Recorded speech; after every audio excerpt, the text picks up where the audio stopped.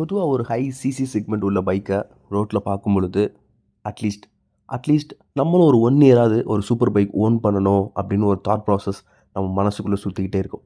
சரி வாங்கலாம் அப்படின்னு முடிவெடுத்து இதோட ப்ரைஸ் ரேஞ்ச் பார்த்தோம் அப்படின்னா ஆல்மோஸ்ட் 10 lakhsக்கு மேலே தான் இருக்கும்.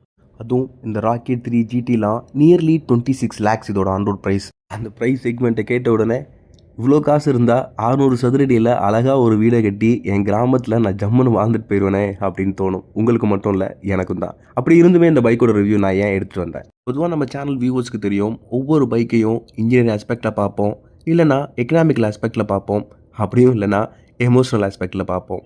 பட் இந்த பைக் பொறுத்த வரைக்கும் நான் இந்த 3 ஆஸ்பெக்ட்லேயுமே பார்க்கல. நிறைய ஆச்சரியங்கள் நிறைந்து மறைந்து இருக்கிற ஒரு பைக்காக தான் பார்க்குறேன். அப்படி எந்தெந்த விஷயம் என்ன ஆச்சரியப்படுத்துச்சு அப்படிங்கிறத இந்த வீடியோவில் என் கூட சேர்ந்து நீங்களும் பாருங்கள். அண்ட் ஏதாவது ஒரு விஷயத்த யூனிக்காக இந்த பைக்கில் தான் நீங்கள் ஃபர்ஸ்ட் டைம் பார்க்குறீங்க அப்படின்னாலும் எந்த விஷயம் அப்படின்றத மறக்காமல் கமெண்ட் செக்ஷனில் சொல்லுங்கள். வித்தவுட் ஃபர்தர் டிலே வாங்க வீடியோக்குள்ளே போகலாம்.